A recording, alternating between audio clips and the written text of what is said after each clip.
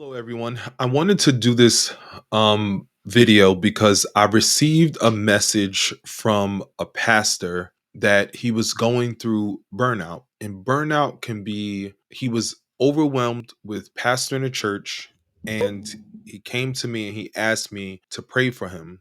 He was going through temptation. He was overwhelmed with a lot of work at the church. And he asked me to pray for him, and he specifically used burnout. And I wanted to give you, and I wanted to share with him, and as well as other pastors or other bodies of Christ that are going through the struggle of burnout. Burnout is an overwhelming sense that life and work or ministry have become too much to bear, and life has lost its joy. A much repeated saying is, "I rather burn out than to rust out." To which one could reply, are those the only two options? One, a burned out Timothy needed a fresh rekindling of God's grace in his life. We see this in Second Timothy chapter 1 verses 3 to 7, and it says, "I thank God whom I serve, as did my ancestors, with a clear conscience, as I remember you constantly in my prayers night and day. As I remember your tears, I long to see you, that I may be filled with joy. I am reminded of your sincere faith, a faith that dwelt first in your grandmother Louise and your mother Eunice, and now I am sure dwells in you as well. For this reason, I remind you to fan into flames the gift of God, which is in you through the laying of hands.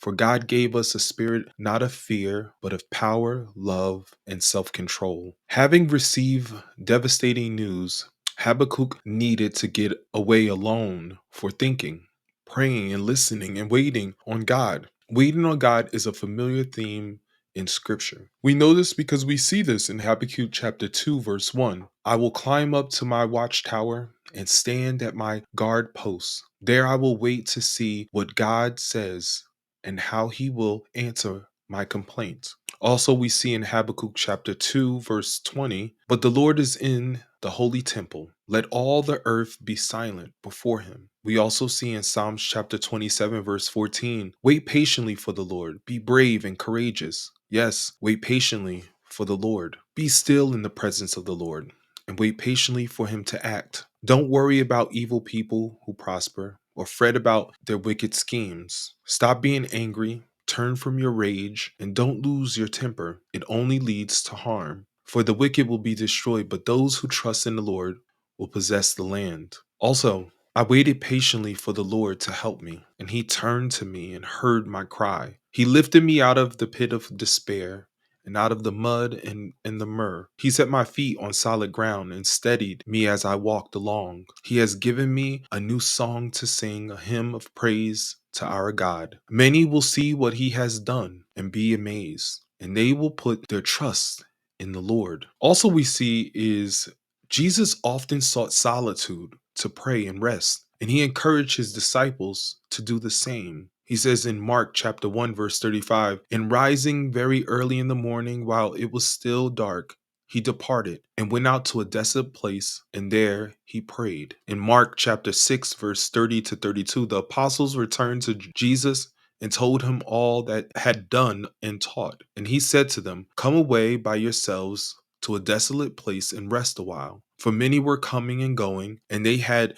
no leisure even to eat. And they went away in the boats to a desolate place by themselves. We also see in Matthew chapter 11, verses 28 to 30, it reads, "Then Jesus said, 'Come to me, all of you who are weary and carrying heavy burdens, and I will give you rest. Take my yoke upon you and let me teach you, because I am humble and gentle at heart, and you will find rest for your souls. For my yoke is easy to bear, and the burden I give you is light." Also, we see in Mark chapter 6, verses 45 to 47, it says, "Immediately after this, Jesus insisted that his disciples get back into the boat and head across the lake of Bethsaida. While he sent the people home, after telling everyone goodbye, he went up into the hills by himself to pray. Late that night, the disciples were in their boats in the middle of the lake, and Jesus was alone on the land." Also, we see in Luke chapter 4, verse 42,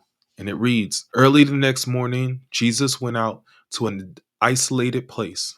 The crowds searched everywhere for him, and when they finally found him, they begged him not to leave them. Let me give you some practical tips of all who are suffering from burnout. Consider these things. A health checkup is advisable, blood work for vitamin D, B12, thyroid, testosterone, exercise daily. Evaluate all you are doing. You are probably overly involved in far too many projects and responsibilities and need a major cutback. Work on delegating this to others. Make one day a week, preferably Sunday, a true day of rest. Learn how to say no and mean it. Do not let others press you with their priorities. Also, take some needed time, vacation time alone with your wife and get recharged for life's challenges. One of the spiritual disciplines is solitude. As Jesus took time away from to restore, how can you make a list of the possibilities of daily and large increments of time dedicated to restoration, like a vacation? I hope that this was helpful. I hope that you are able to be restored and and get back into it. I hope these tips was giving you a lot of information. I want to thank you for watching. God bless you and God bless your family.